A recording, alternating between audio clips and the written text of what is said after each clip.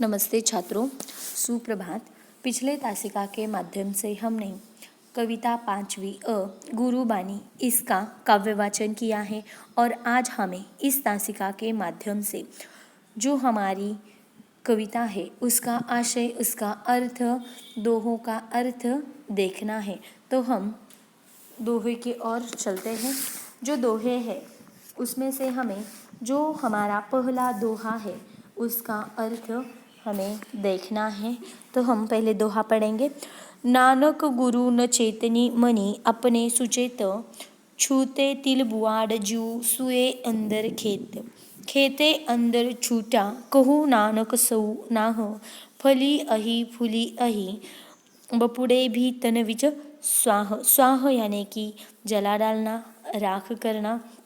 तो यहाँ पर इसका तात्पर्य है, गुरु नानक जी कहते हैं कि जो लोग गुरु का चिंतन नहीं करते, गुरु से लापरवाही से बात करते हैं या गुरु से लापरवाही बरतते हैं और अपने आप को ज्ञानी समझते हैं, वे व्यर्थ ही उगने वाली जो तिल नामक पेड़ है उन झड़ियों के समान या उस पेड़ के समान होते हैं, जिनकी देखभाल न करने पर भी वह फलता है, फूलता है और फला फूला दिखाई देता है, पर उन फलियों के अंदर गंदगी और मैल भरा होता है।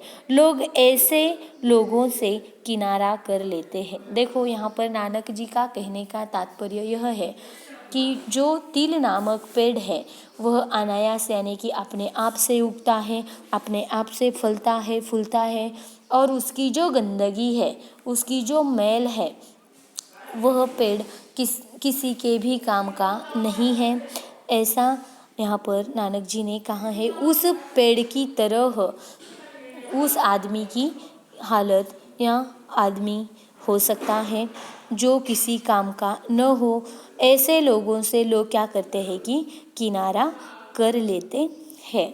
आगे देखते हैं दूसरा दोहा।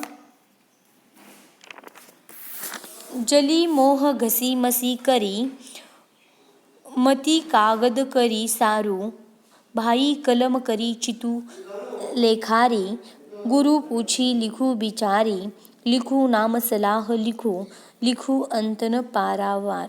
देखो, यहाँ पर दूसरे दोहे के माध्यम से गुरु नानक कहते हैं कि मोह को जलाकर और घिस कर स्याही बनाओ। फिर से एक बार इस वाक्य को हम दोहराते हैं।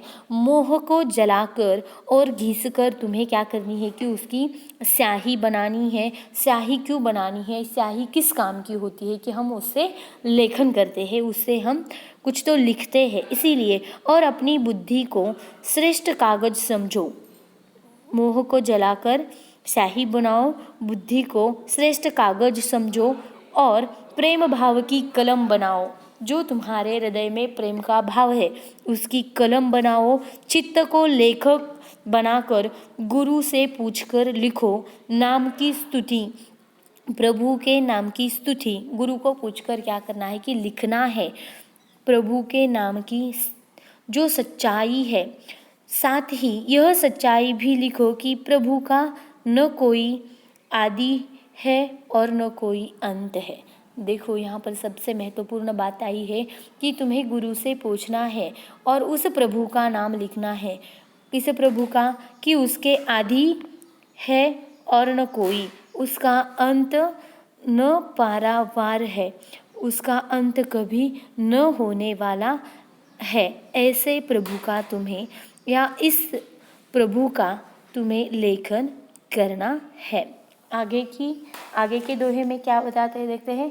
मन रे अहिनिसी हरिगुण सारी, जिन खिनु पलु नामो न बिसरे ते जन विरले संसारी। ज्योति ज्योति मिलाइए सुरति सुरति संजोगु, हिंसा हऊ में गतु गए नाही सहसा सोगु। गुरुमुख जिसु हार मनी बसे, तिसु मेले गुरु संजोग।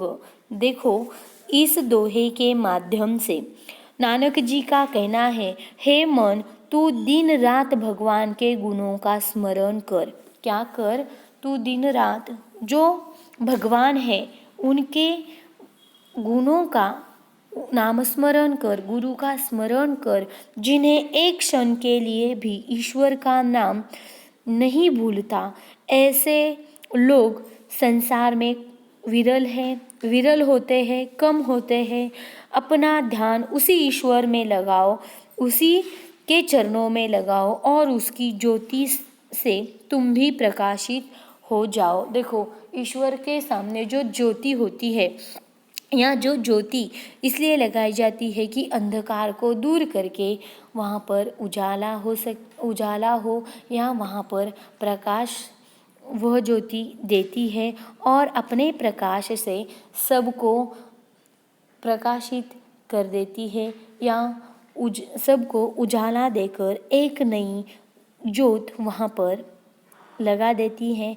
उसी तरह से तुम भी प्रकाशित हो जाओ और एक नई ज्योत तुम्हारे मन में लगाओ। जब तक तुझ में अहम भाव रहेगा, तुम्हारे अंदर अहंकार रहेगा, तब तक तुम्हें प्रभु के दर्शन नहीं हो सकते हैं। इसीलिए अपने हृदय में अगर भगवान को बिठाना है तो अहंकार को दूर करो, अहंकार को नष्ट करो, तभी प्रभु तुम्हें दर्शन ज़रूर देंगे और प्रभु के दर्शन तुम्हें ज़रूर मिलेंगे। आगे देखते हैं। तेरी गतिविधि तू ही जाने, क्या को आँखी वखाने।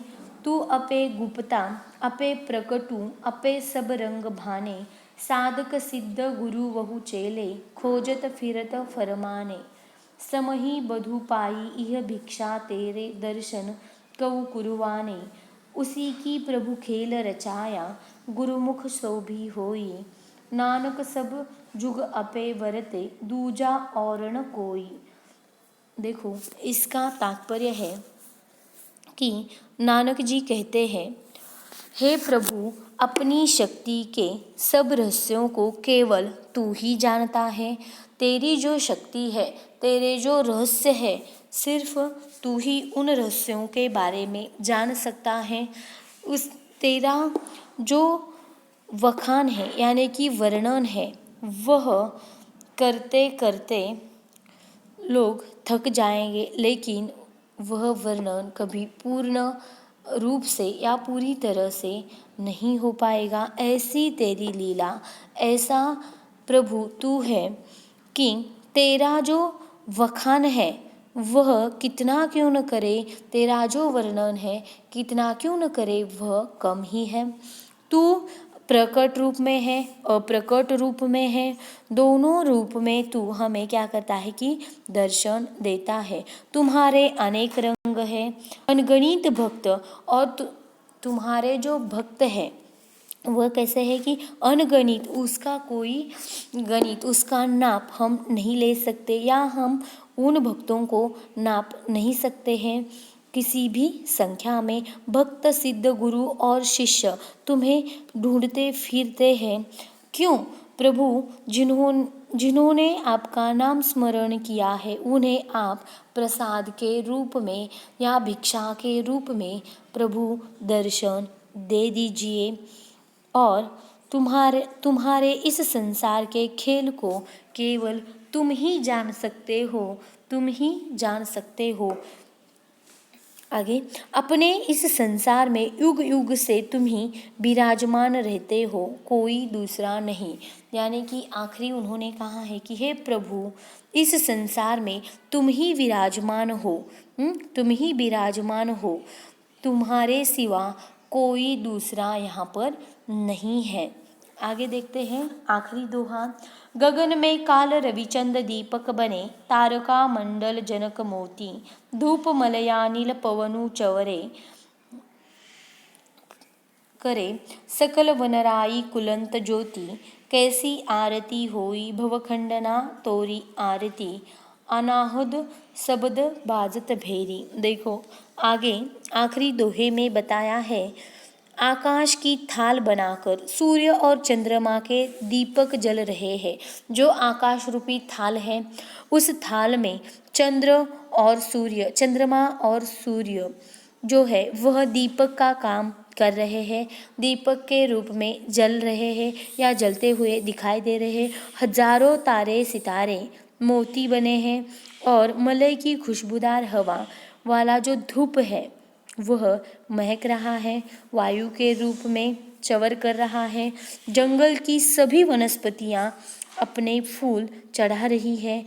हृदय में अनहद नाद का वाद्य बज रहा है। हे मनुष्य, इस महान आरती के होते हुए तेरी आरती का क्या महत्व।